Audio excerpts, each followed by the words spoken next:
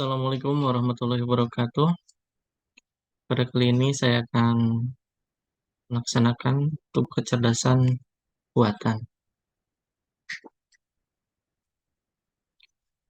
5 konsep utama kecerdasan buatan. Yang pertama adalah machine learning, kedua deep learning, ketiga jaringan syaraf tiruan atau neural network, keempat computer vision, dan kelima adalah natural language processing atau pemrosesan bahasa alami. Kita akan membahas machine learning. Machine learning adalah mesin yang dikembangkan untuk bisa belajar dengan sendirinya tanpa arahan dari penggunanya. Pembelajaran mesin dikembangkan berdasarkan disiplin ilmu lainnya seperti statistika, matematika, dan data mining. Sehingga mesin dapat belajar dengan menganalisa tanpa perlu diprogram ulang atau diperintah. Dalam hal ini, machine learning memiliki kemampuan untuk memperoleh data yang ada dengan perintah sendiri. ML juga dapat mempelajari data yang ada dan data yang ia peroleh sehingga bisa melakukan tugas tertentu. Tugas yang dapat dilakukan oleh ML pun sangat beragam tergantung dari apa yang dipelajari. Istilah machine learning pertama kali dikemukakan oleh beberapa ilmuwan matematika seperti Adrian Mary Legendre, Thomas Bayes, dan Andrei Markov pada tahun 1920-an. Salah satu contoh dari penerapan machine learning yang cukup terkenal adalah Deep Blue yang dibuat oleh IBM pada tahun 96. Deep Blue merupakan machine learning yang dikembangkan agar bisa belajar dan bermain catur. Deep Blue juga telah diuji coba dengan bermain catur melawan juara catur profesional, dan Deep Blue berhasil memenangkan pertandingan catur. Peran machine learning banyak membantu manusia dalam berbagai bidang. Bahkan saat ini penerapan ML dapat dengan mudah ditemukan dalam kehidupan sehari-hari. Misalnya menggunakan fitur face unlock untuk membuka perangkat smartphone atau menjelajah di internet atau media sosial sering disuguhkan dengan beberapa iklan. Nah, iklan-iklan yang dimunculkan juga merupakan hasil pengolahan machine learning yang akan memberikan iklan sesuai dengan pribadi. Selanjutnya yaitu teknik machine learning, yaitu yang pertama supervised learning dan unsupervised learning. Teknik supervised learning merupakan teknik yang bisa diterapkan pada pembelajaran mesin yang bisa menerima informasi yang sudah ada pada data dengan memberikan label tertentu. Diharapkan teknik ini bisa memberikan target terhadap output yang dilakukan dengan membandingkan pengalaman belajar di masa lalu. Misalkan kita mempunyai sejumlah film yang sudah diberi label dengan kategori tertentu. Nah, kita juga memiliki film dengan kategori komedi meliputi film 21 Jump Street dan Jumanji. Selain itu, kita juga punya kategori lain, misal kategori film horor seperti The Conjuring.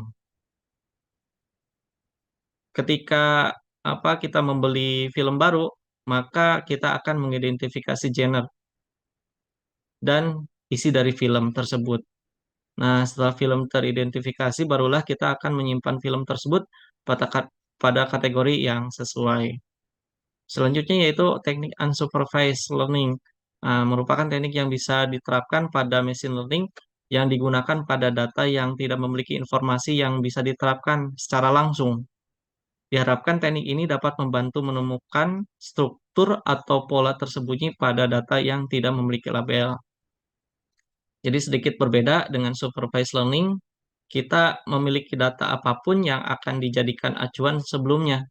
Misalkan kita belum pernah sekalipun membeli film sama sekali, akan tetapi pada suatu waktu kita membeli sejumlah film dan ingin membaginya ke dalam beberapa kategori agar mudah untuk ditemukan. Tentunya kita akan mengidentifikasi film-film mana saja yang mirip.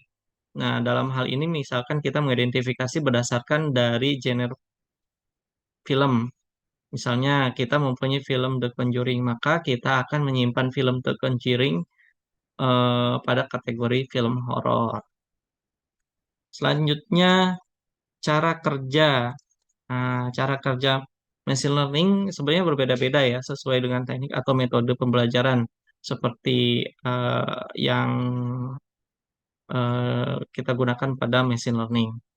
Nah, pada dasarnya prinsip cara kerja pembelajaran mesin masih sama, meliputi pengumpulan data, eksplorasi data, pemilihan model atau teknik ya, kemudian memberikan pelatihan terhadap model yang dipilih dan mengevaluasi hasil dari machine learning. Nah, misal nih ada AlphaGo. Nah, AlphaGo ini merupakan machine learning yang dikembangkan oleh Google.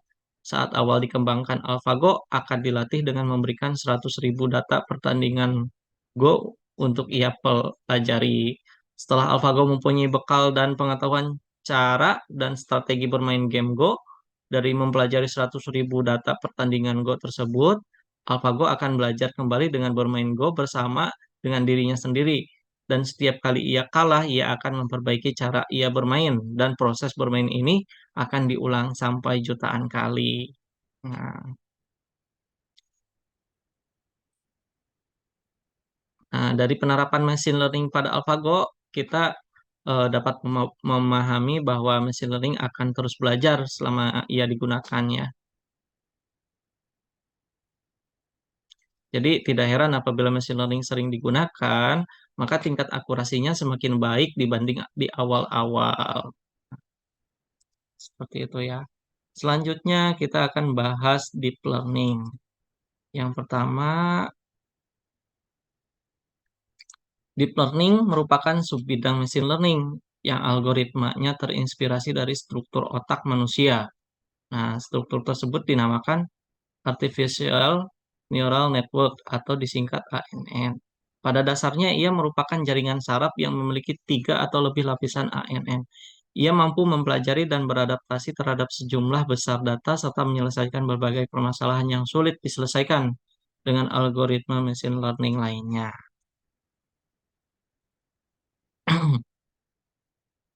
Nah, jenis algoritmanya yang pertama itu ada CNN. CNN itu adalah convolutional neural network. Jadi CNN terdiri dari banyak layar untuk memproses dan mengekstrak fitur dari data, biasanya digunakan untuk memproses gambar dan mendeteksi objek. Nah, saat ini CNN banyak digunakan untuk mengidentifikasi citra satelit, citra medis, dan mendeteksi anomali. Yang kedua adalah RNN, Recurrent Neural Network.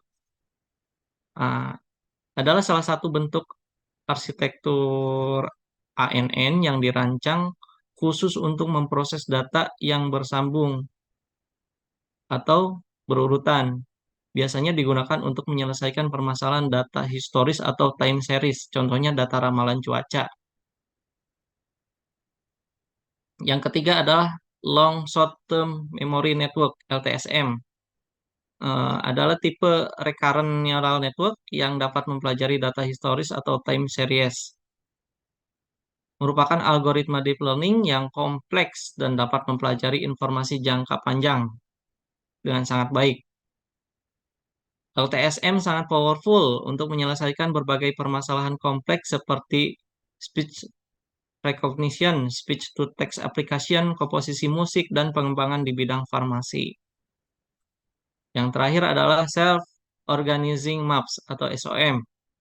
Jenis ini adalah Self-Organizing Maps atau SOM. Algoritma ini mampu membuat visualisasi data secara mandiri. SOM diciptakan membantu penggunanya dalam memahami data dan informasi berdimensi tinggi.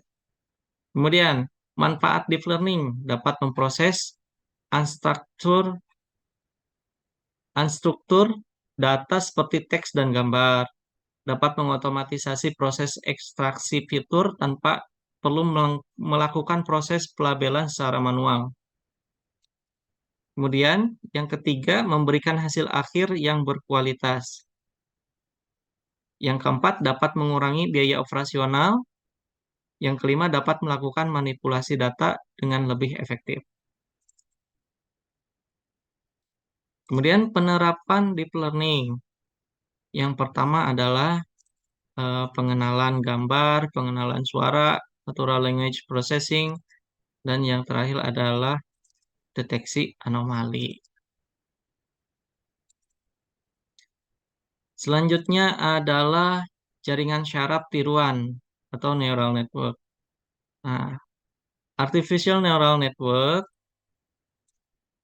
yang biasa dikenal dengan istilah jaringan saraf tiruan atau JST adalah algoritma deep learning yang prinsip kerjanya dikembangkan dari jaringan saraf biologis yang membentuk struktur otak manusia. Nah, ini adalah ilustrasi jaringan saraf biologis. Ada dendrit, sel nukleus, akson, ya, sinaps. Nah, sama halnya dengan otak manusia yang memiliki neuron-neuron yang saling berhubungan satu sama lain. JST juga memiliki neuron-neuron yang saling berhubungan satu sama lain dalam berbagai lapisan jaringan.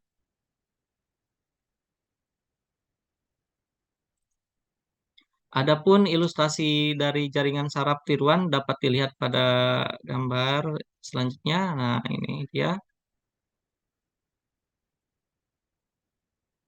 Dendrit dari jaringan saraf biologis mewakili input dalam JST, intel cell mewakili node, sinapsis mewakili bobot, dan akson mewakili output. Nah, ini adalah hubungan antara jaringan saraf biologis dan JST.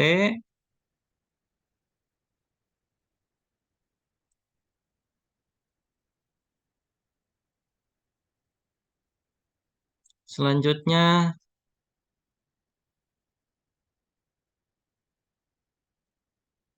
jaringan saraf tiruan di bidang kecerdasan buatan atau artificial intelligence mencoba untuk meniru jaringan neuron yang membentuk otak manusia sehingga komputer akan memiliki opsi untuk memahami berbagai hal dan membuat keputusan layaknya cara seperti manusia berpikir. JST dirancang oleh komputer seperti sel-sel otak yang saling berhubungan. Nah, di otak manusia itu kan data disimpan sedemikian rupa untuk didistribusikan dan kita dapat mengekstrak lebih dari satu bagian data bila diperlukan dari memori kita secara paralel. Dapat dikatakan bahwa otak manusia terdiri dari prosesor paralel yang sangat menakjubkan.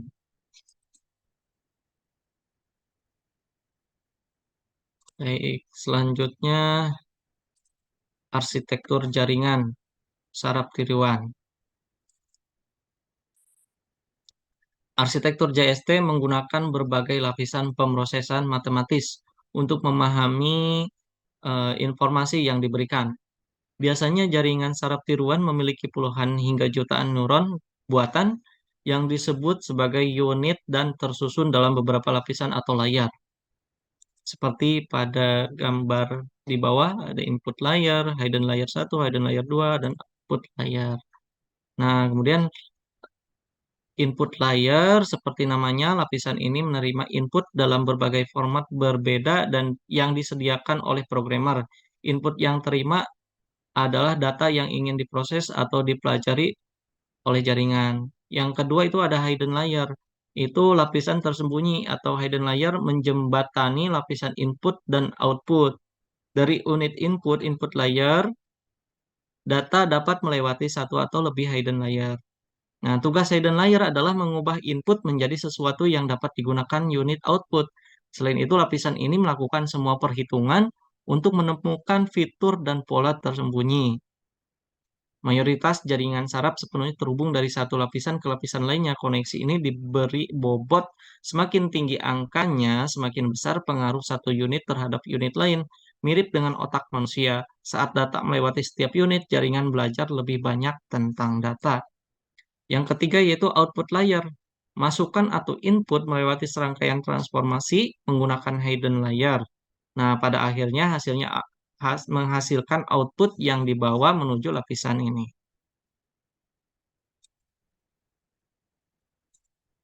Selanjutnya, kelebihan eh, jaringan syarat tiruan. Yang pertama, kemampuan pemrosesan secara paralel. Yang kedua, menyimpan data di seluruh jaringan. Dapat bekerja dengan pengetahuan yang kurang lengkap, memiliki distribusi memori, memiliki toleransi kesalahan.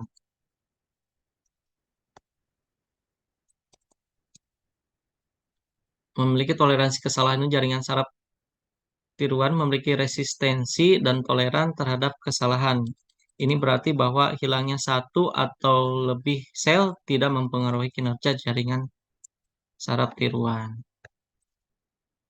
Nah, kekurangan JST-nya yang pertama perilaku jaringan yang tidak dikenali itu mampu menghasilkan solusi pengujian, namun tidak dapat memberikan alasan dan cara kerja dari solusi tersebut. Hal ini mengurangi kepercayaan pada jaringan. Yang kedua, sangat bergantung pada perangkat keras.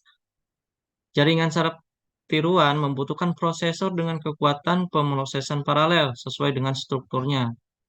Jadi kemampuannya sangat bergantung dan dipengaruhi pada peralatan yang digunakan. Yang ketiga, perlu menunjukkan masalah dalam nilai numerik. Yang keempat, sulit menentukan struktur jaringan yang sesuai. Jadi kurangnya aturan untuk menentukan struktur jaringan menyebabkan pemilihan arsitektur jaringan saraf tiruan yang tepat hanya dapat ditemukan melalui trial and error dan pengalaman sebelumnya. Baik, selanjutnya cara kerja JST. Jadi JST paling baik direpresentasikan sebagai graf berarah berbobot, di mana neuron buatan membentuk simpul atau node. Hubungan antara output neuron dan input neuron dapat dilihat sebagai tepi berarah dengan bobot. Jaringan syaraf tiruan menerima sinyal masukan dari sumber luar berupa pola atau gambar yang direpresentasikan dalam vektor. Input ini kemudian secara matematis ditetapkan dengan notasi Xn untuk setiap n jumlah input. Sebagaimana pada gambar di bawah ini ya.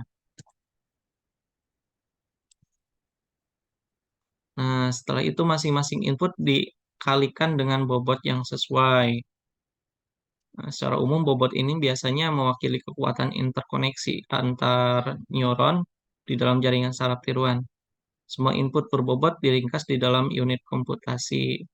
Nah, jika jumlah bobot sama dengan 0, maka bias ditambahkan untuk membuat output tidak 0, atau sesuatu yang lain untuk meningkatkan respons sistem. Bias memiliki input yang sama dan bobot sama dengan 1.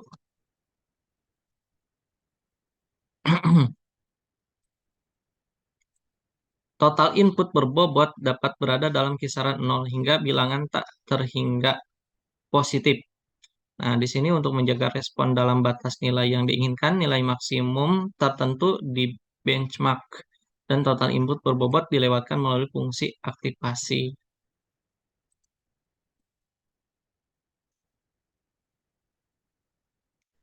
Selanjutnya jenis-jenis CST. Yang pertama adalah perceptron. Nah, jenis jaringan saraf yang paling dasar dan tertua adalah perceptron. CST ini hanya terdiri dari satu neuron yang menerima input dan menerapkan fungsi aktivasi untuk menghasilkan output biner. Tidak ada hidden layer dalam model ini dan hanya dapat digunakan untuk masalah klasifikasi biner.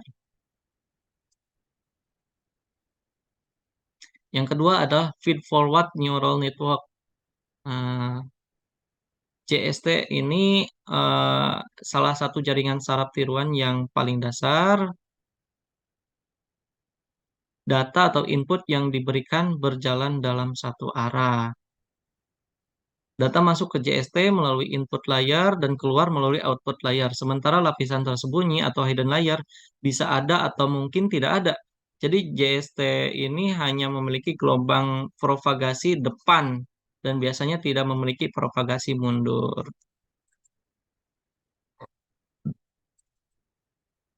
Yang ketiga adalah recurrent neural network.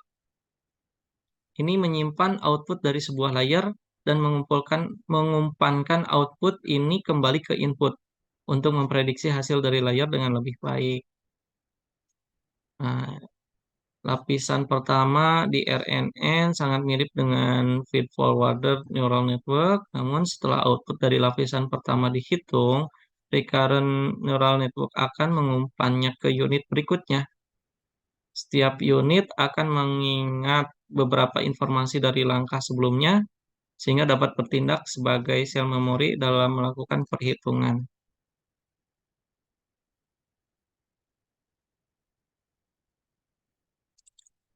Selanjutnya ada neural network. Ini memiliki beberapa kesamaan dengan feed-forward neural network, di mana hubungan antar unit memiliki bobot yang menentukan pengaruh satu unit terhadap unit lainnya. Nah, tetapi jaringan CNN memiliki satu atau lebih convolution layer yang menggunakan operasi konvolusi pada input dan kemudian meneruskan hasil yang diperoleh berupa output ke layar berikutnya. CNN memiliki aplikasi dalam pemrosesan ucapan dan gambar yang sangat berguna dalam PC komputer. Yang kelima ada modular neural network, berisi kumpulan jaringan saraf yang berbeda dan bekerja secara independen untuk mendapatkan output tanpa interaksi di antara neuronnya. Yang keenam ada radial basis function neural network. RBP-NN hanya terdiri dari satu hidden layer yang memiliki cara tersendiri untuk menghitung keluaran.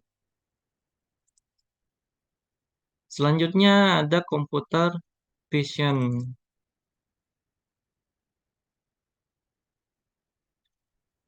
Computer vision merupakan salah satu bagian dari AI. Computer vision merupakan salah satu teknologi yang memungkinkan komputer untuk melihat dan mengenali objek yang ada di sekitarnya layaknya manusia. Nah, dalam perkembangan teknologi yang semakin pesat, computer vision menjadi salah satu teknologi baru yang dimanfaatkan untuk dikombinasikan dengan data science dengan bantuan deep learning. Nah, sehingga proses pengenalan wajah menjadi lebih mudah dilakukan.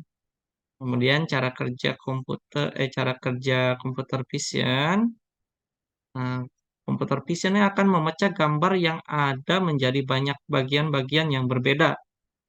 Jaringan neutron akan mengidentifikasi setiap bagian-bagian yang ada. Barulah kemudian menggabungkannya menjadi satu bagian yang utuh.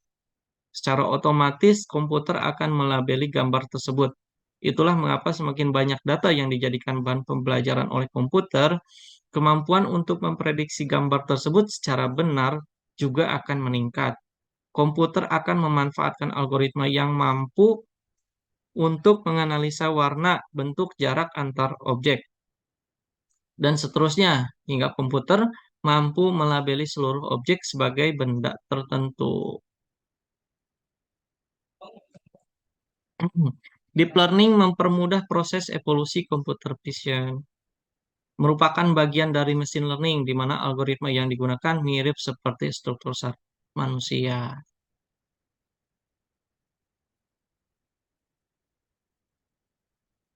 Jadi sebelum memanfaatkan deep learning, computer vision hanya mampu menjalankan tugas-tugas secara terbatas serta membutuhkan coding yang rumit. Jadi deep learning membuat proses membaca objek menjadi lebih mudah. Pada proses pembacaan gambar, jaringan neutron dapat mengubah pola umum menjadi persamaan matematis yang lebih spesifik. Kemudian, teknik utama computer vision. Yang pertama ada image classification. Komputer akan membuat gambar dapat mengklasifikasikan dirinya masuk ke kelas yang mana. Yang kedua, object detection digunakan untuk mendeteksi keberadaan suatu gambar. Object tracking biasanya akan digunakan untuk melakukan tracking posisi objek pada data berupa video baik yang bersifat real time maupun rekaman. Semantic segmentation membedakan gambar dengan cara membedakan pixel yang ada di suatu gambar untuk dimasukkan ke dalam suatu grup. Setelah berada di dalam grup, bisa dilakukan klasifikasi dan diberi label. Instant segmentation hampir mirip dengan semantic segmentation. Hanya saja pada teknik ini langsung membedakan setiap unit dari objek yang ada di gambar ke dalam grup pixel dan kelas yang berbeda. Contoh penggunaan computer vision ada face recognition, self-driving cars, X-ray, dan CT scan. Ada retail tanpa kasir. Nah, yang terakhir ada natural language processing, pemrosesan bahasa alami. NLP adalah bentuk kecerdasan buatan yang berfokus pada cara komputer dan manusia berinteraksi menggunakan bahasa manusia. Nah, teknik NLP membantu komputer menganalisis, memahami, dan merespon menggunakan cara komunikasi alami, ucapan, dan teks tertulis. Pemrosesan bahasa alami adalah subspesialisasi linguistik komputasi.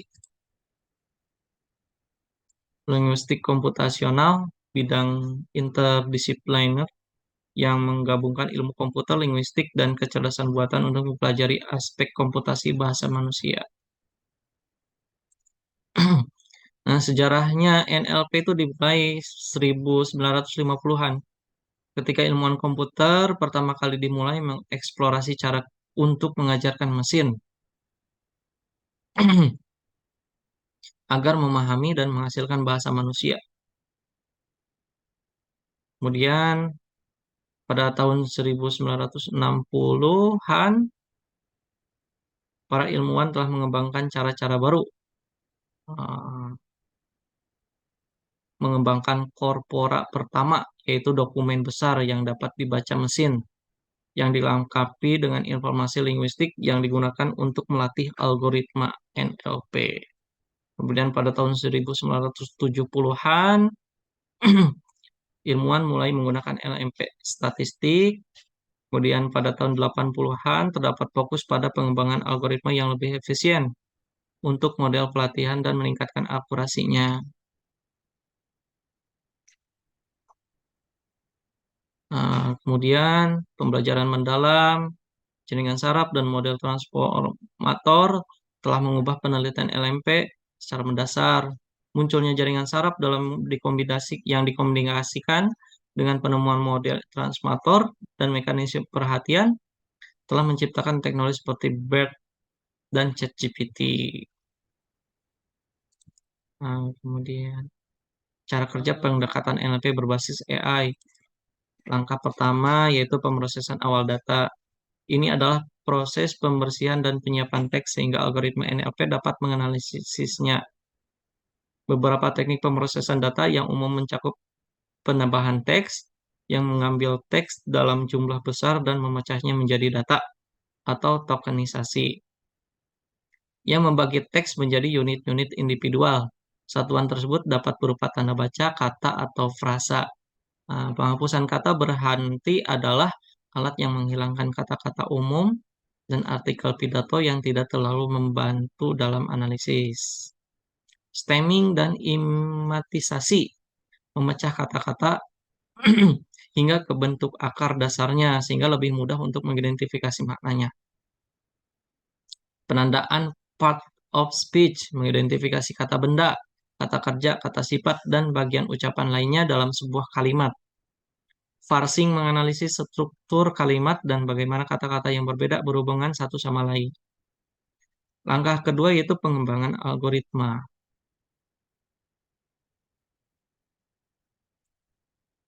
Nah, dua cabang NLP yang perlu diperhatikan adalah pemahaman bahasa alami dan generasi bahasa alami. Selanjutnya manfaat NLP, yaitu peningkatan komunikasi. Jadi NLP memungkinkan komunikasi yang lebih alami dengan aplikasi pencarian. Dapat beradaptasi dengan gaya yang sentimen yang berbeda, menciptakan pengalaman pelanggan yang lebih nyaman. Yang kedua adalah efisiensi, dapat mengotomatiskan banyak tugas yang biasanya harus diselesaikan orang. Yang ketiga, kurasi konten, dapat mengidentifikasi informasi paling relevan untuk masing-masing pengguna berdasarkan preferensi mereka.